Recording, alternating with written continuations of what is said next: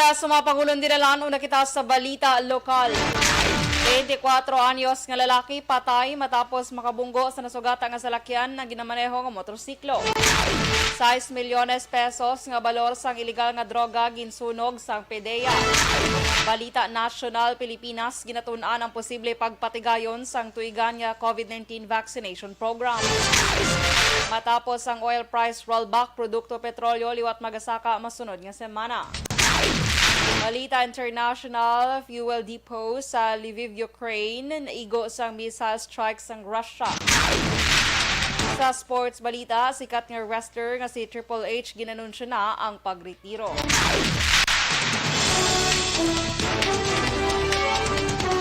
Mayong aga Bacolod, mayong aga Negros Occidental, kag bugos nga Western Visayas, welcome sa pagpangalagad sa Aksyon Balita Sunday edition.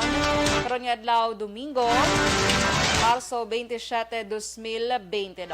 Ini naman si Aksyon Dorel Cabato. Detalye sa balita lokal pagkatapos gid lamang sila.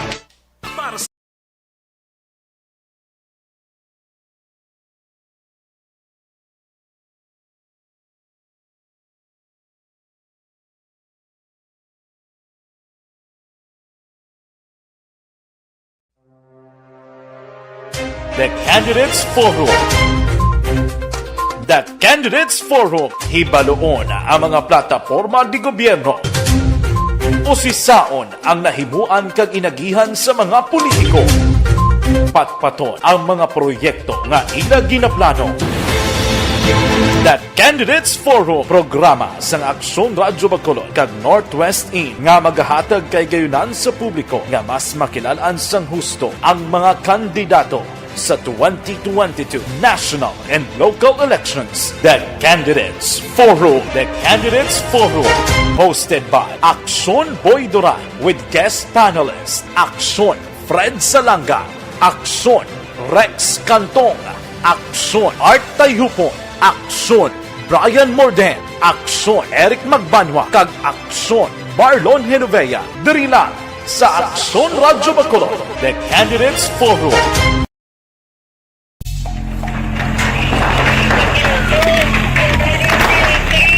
Besyara tayo! Besyara!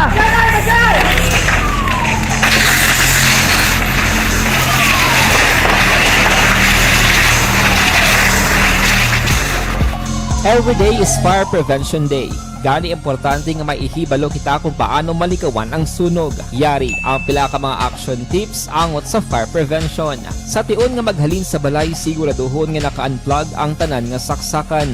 Likawan ang octopus connection o kung ang pagsaksak sang madamo gamit sa isa ka outlet.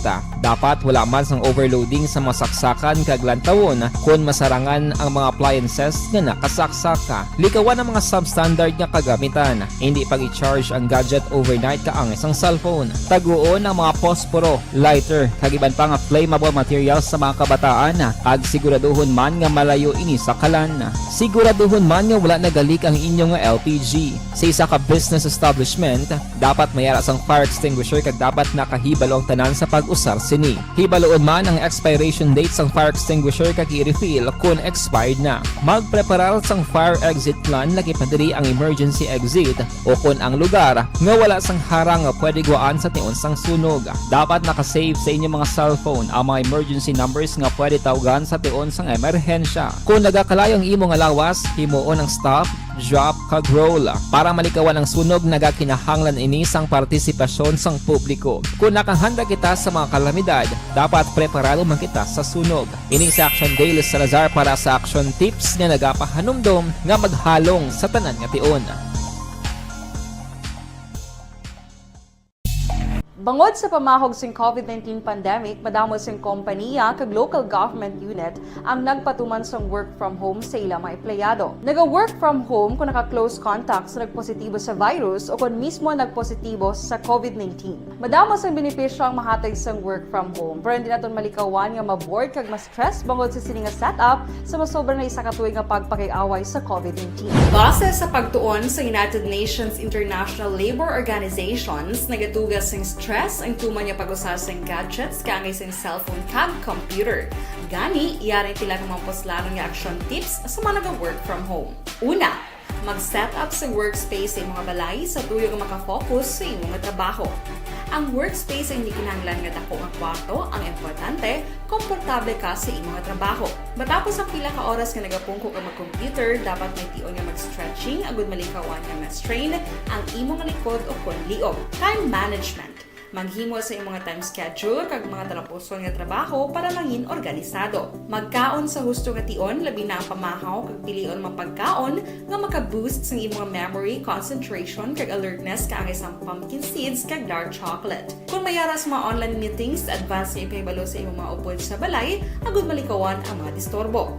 Ang pigaw nga internet connection ang makatugas sa stress, gani ipreparar ang backup kaangay sa ibang nga network nga may maayong signal para sa mobile data. Take a few breaks. Ini sa tuyo nga hindi ma-drain ang imong brain. Maghampang sa imong pet o kung magpumatit sa music. Sa tion nga may concern kag problema, ipabalo sa imong team leader o kung sa boss para masolusyonan.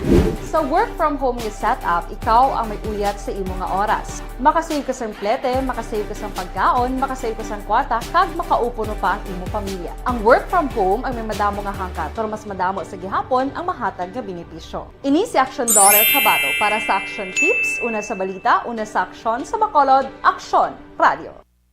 Aksyon Balita, Sunday Edition.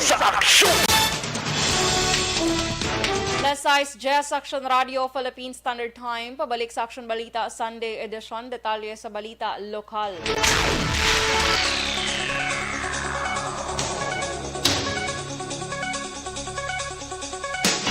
Patay ang 24 anyos nga lalaki matapos nagasalpok ang iya motorsiklo sa nasugata nga salakyan las 12:40 sa kagahon sa tung Sabado sa Banga Panaalprok Manuswagon, Barangay Alihis, Syudad sang Bacolod.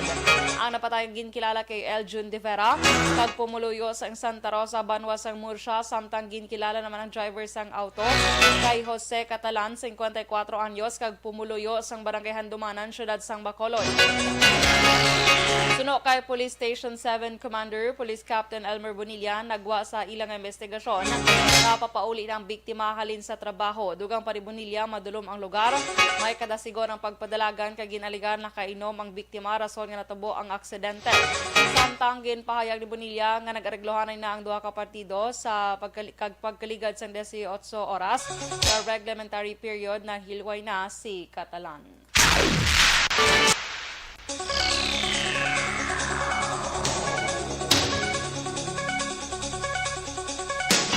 Ginsunog sa tong Huwebes o kon Biyernes nga adlaw sa Acropolis Gardens, Barangay Bata, Syudad sang Bacolod, ang mosobra 6 milyones pesos ang iligang nga droga. Suno kay PDEA 6 spokesperson Shay Tanalion, ang pagsunog sa iligang nga droga ang ginpangunahan ni PDEA 6 Acting Regional Director Alex Tablate, nga gintambungan sang PNP Forensics Unit Region 6, Department of Justice, Public Attorney's Office, non-government organizations, elected officials, kag mga miyembro sang media. Dugang pa rin Tanalion nagdangatanan sa 686 ka gramos ang shabu na nagabalor sang 6 milyones 180,478 pesos kag 2,081 naman ka gramos ang marijuana nga nagabalor sa 312,159 pesos. Dugang palitan na leon ang maginsunog nga droga nagikan sa mga regional trial courts ng Iloilo, Bacolod kag Negros Occidental.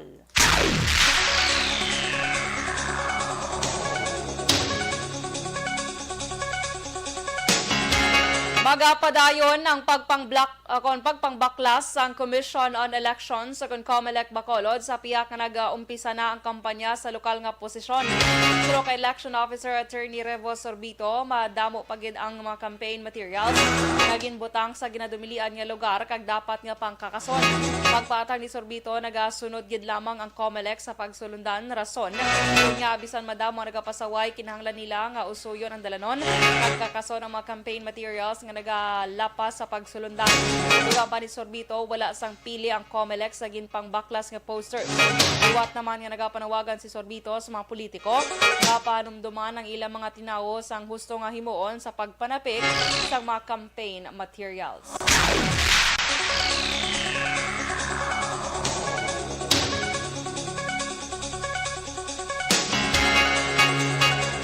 Nagpatigay naman sa vote counting machine kon VCM Roadshow ang Commission on Elections sa CONCOMELEC sa duwa ka mall sa siyudad sang Bacolod kahapon sang aga Marso 26. Pero kay Bacolod Election Officer Attorney Revo Sorbito, simultaneous ang roadshow sa COMELEC sa Ayala Malls Capital Central kag Robinson's Place Bacolod. Tinutuyo sang roadshow nga mapakita sa mabutante ang pamaagi sang pagboto kag may baluan ama mahimo matabo sa tion nga may sala sa pagboto.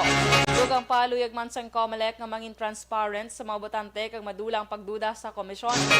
Ginainganyo ni Sorbito ang mga first-time voters nga testingan ang pamaagi sang pagboto agod ma-familiarize ang proseso sa adlaw sang piniliay.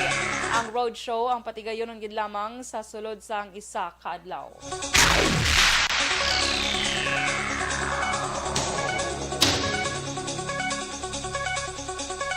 Kag sa katapusan nga balita lokal, wala sang bag-o nga napatay sa COVID-19 sa Western Visayas. Sa datos ng DOH-6, naka-record sang 33 ka bagong kaso sa COVID-19 ng Western Visayas. Sa diin ang Iloilo Province ang may 18, Negros Occidental 6, Iloilo City 4, Antique 3, Capiz kag Bacolod City 1. Nadugangan sang 24 ang bagong recoveries nga nagdala sa kabilugan na 174,831. Ang Western Visayas ang may kabilugan nga 183,028 ka kaso sa COVID-19 sa diin, 2,633 ang aktibo kaso, kag nagapabili naman nga 5,477 ang nagkalamatay.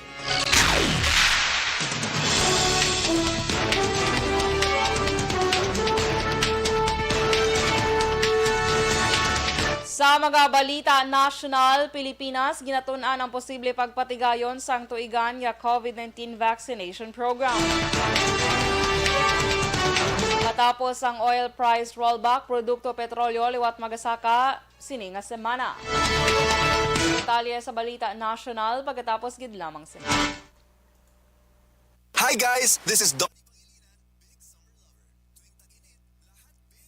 Okay, so maayong aga mga ka-aksyon. Dali lang, kay may anong pa na Good morning and happy Sunday everyone. Sa tanan nga nagaupod sa aton sa sini nga aga, maayong aga gid sa inyo. Kamusta ang inyong mga Domingo, mga ka-aksyon? Good morning lang kay Christine Minyes Villalobos, good morning sa imo Tintin. Kay Ma'am Yvonne Boucher, good morning man. Dara sa may Germany, thank you so much sa pag-share sa aton nga live. Kay Miss Jinky Dialagdon, di na to. Miss Jinky Dialagdon, dali lang. Happy Blessed Sunday. Kay Mr. Beboy Villasor, Vanessa Mayo, Doc Matt Mayo, Noel Amar, Lily King, Alma Olegon, Alex Monteza, Millie Oligo, Michael John Season, kag sa taranya family niya sa may Pandanon DSB, good morning. Kay Tia Kimi Riman, good morning man. Kay Evangeline Segovia, good morning sa imo. Kay Novi Magapan, maayong aga man. Kay sige, diri naman ta sa Piakwa. Good morning man kay Connie Laparan. Stay safe and God bless. Jonaline Ninyal de Cripito. Good morning kay Lager de Quilla. Kapamati kag Karen Guzman. Good morning. Melvin Piñafiel. Maayong aga. Christine Menyes. Yes, natamyaw ko nakagina. Si Atia Kimeriman. Have a blessed Sunday man sa imo Atia. Rochelle Evangelista. Thank you so much. Sige. Dahil na magbato malabago, good morning. Thank you Manatia, na may angkasang ako niya hair. Ipahulam mo takasang ako niya hair. Kay, dali lang. Ay, naunay niya akong phone niya. Kay, Lester Ray Benitez, thank you so much, good sir, sa 50 stars. And have a blessed Sunday man sa imo. Kay Junie Balwarte. Si ano ni Galio, si Manong Guard, ayo ba? Manong Guard, good morning da sa imo. May lang nga pagpamati.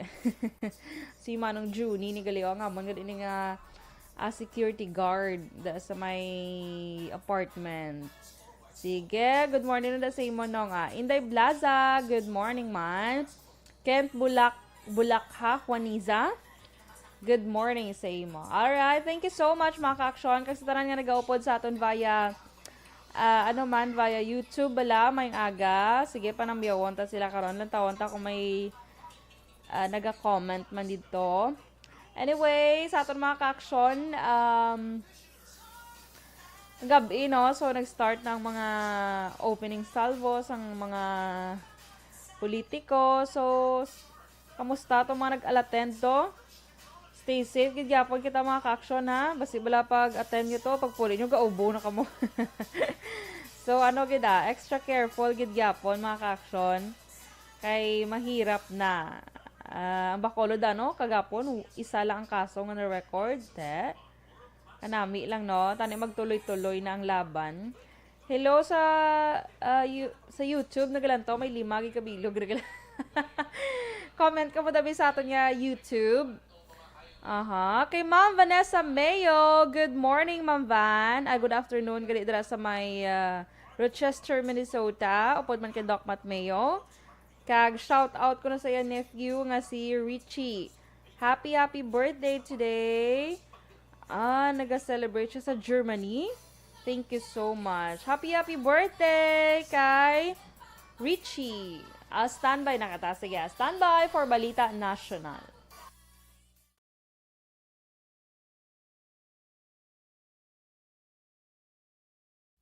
Aksyon Balita Sunday Edition sa Aksyon!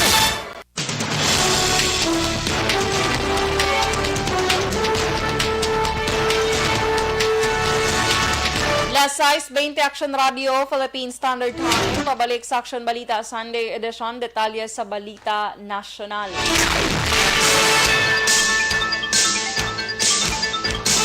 Ginatunan sa karon sang Pilipinas ang pagpatigayon sang tuigan nga COVID-19 vaccination program. Suro kay Health Undersecretary Mirna Cabotaje, ginalantaw sa mga eksperto nga mangintrang kaso na lamang ang COVID-19, rason niya ginatunan ang tuigan nga flu shots. Dugang pa ni Cabotaje kalakip man sa ginakonsiderar kung balatanan o kung ang high risk kag vulnerable lamang ang pagatagan sang bakuna. Palayag pa ni Cabotaje nga ang pag-accelerate kag pagpasangkad sa vaccination program ang kalakip sa 10-point agenda ni Presidente Rodrigo Duterte sa tuyo nga malabot ang economic recovery sa pungsod nga naapektuhan sa COVID-19.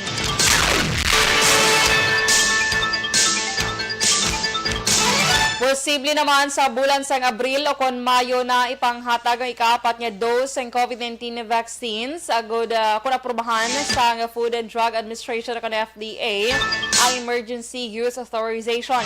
Pero kay NVOC Chairperson and Health Undersecretary Mirna Cabotaje, nag-propose na ang DOH sang EUA approval sa FDA para sa ika-4 nga dose. Dugang pa posible sa katapusan sang Abril o kung unang nga semana sang Mayo umpisahan ang paghatag sang ika-4 nga bakuna bangod tun-an pa sang FDA kung ano ang dugang nga benepisyo nga makuha sa ika-4 nga dose. Palayag pa ni Cabotaje ang 4th dose ang ginakonsidera nga ihatag sa moderate kag severe cases sang COVID-19.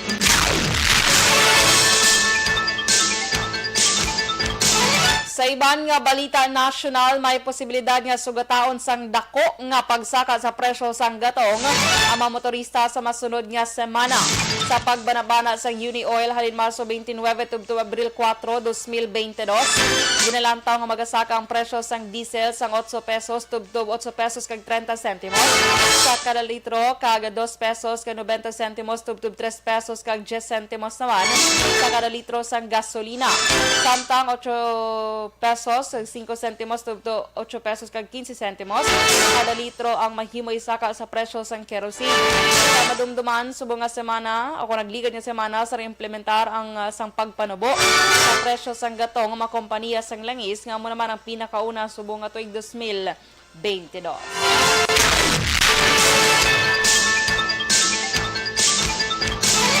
Ginkompirmahan naman sa National Disaster Risk Reduction Management Council kung NDRRMC nga masobra 200 ka pamilya ang nag-evacuate sa ilatag sa Kamapuloyan matapos ginpasaka sa Alert Level 3 ang Bulkan Taal tungod sa pag-alboroto sini. Sila sa NDRRMC naglabot sa 241 ka pamilya halin sa Banwa sa Agosilio.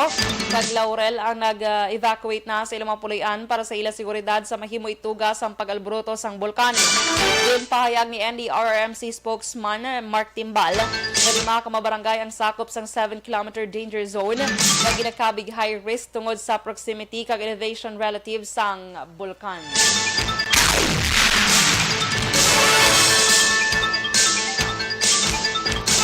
Kag sa katapusan nga balita national, ginpahayag naman ni Presidente Rodrigo Duterte nga kontento na siya sa anong katuig nga nagpungko bilang bagong lider sang Pilipinas. Sa pagpamulong-pulong ni Duterte sa inaugurasyon sa Cancer Diagnostic Institute Building and Cancer Treatment Facility Building sa Southern Philippines Medical Center sa siyudad sang Davao, nagadugang sang Presidente magapauli na ini sa Davao bangod nakita nga maayo na ang Pilipinas. Kalayag pa ni Duterte nga nakita man sang Pilipino ang naghimo sini nga pagpatuman sang law and order, droga, universal healthcare, edukasyon, irigasyon sa mga mangunguma, infrastruktura kag iban pa. Tuno pa sa Presidente na tuman sini ang iya ginpromisa sa mga Pilipino.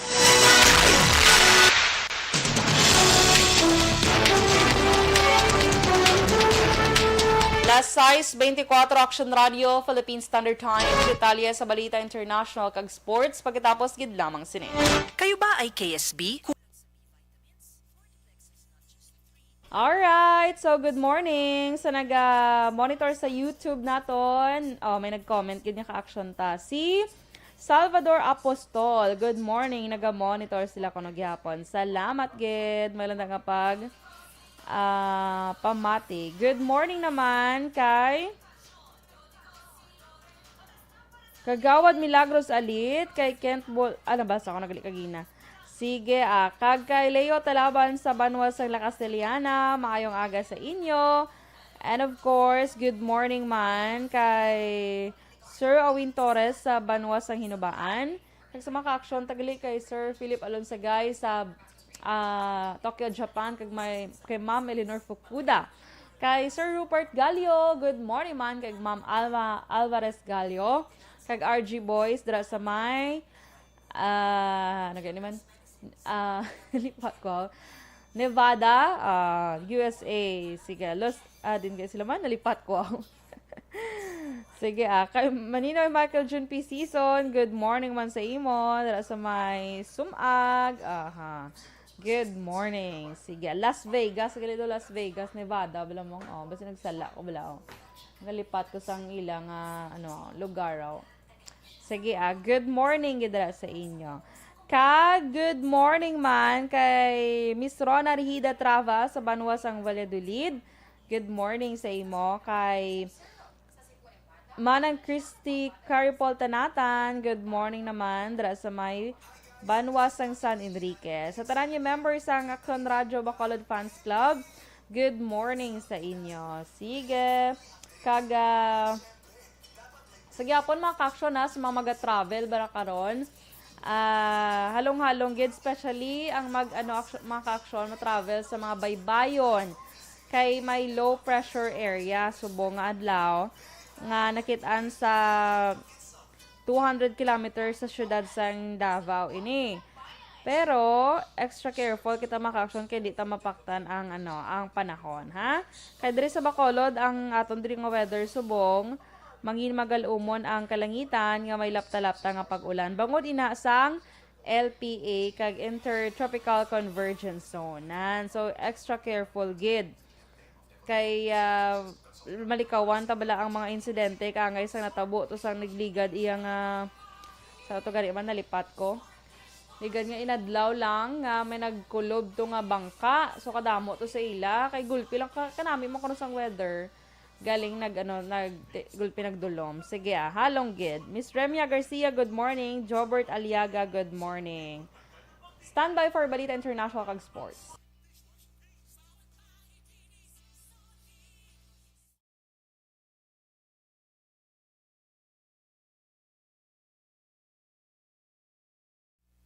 Aksyon Balita Sunday Edition sa Aksyon!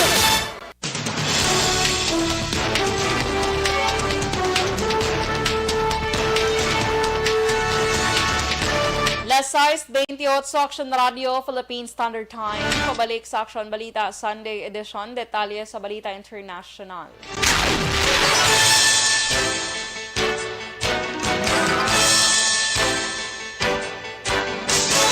Tatlo kamabaskog nga paglupok ang nabatian sa Lviv City sa Ukraine. Nagluntad ang pag-atake sa Russia sa lugar pila ka oras antes sa natala nga pagpamulong-pulong ni US President Joe Biden sa Poland. Isa sa manaigo among fuel depot sa Lviv nga nagtugas ang madamol nga aso.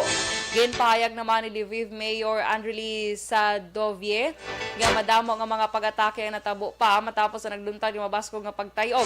Ginasiling nga yara sa duwa ka missile ang ginbuyan sa Russia sa nasambit nga lugar.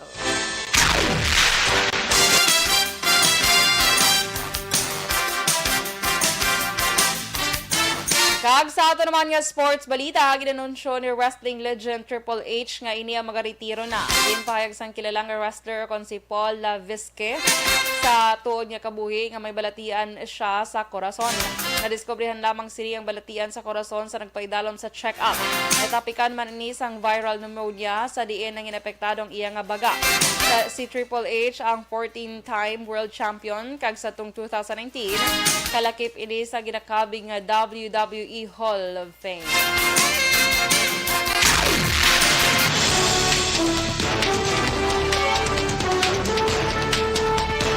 Las 6:30 Action Radio, Philippine Standard Time. Kag inyo nabatian ang bugos nga detalye sa Action Balita Sunday Edition.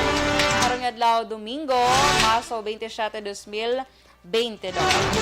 Good morning sa tanan nga nagaupod sa akon sining aga via radio, YouTube, and Facebook.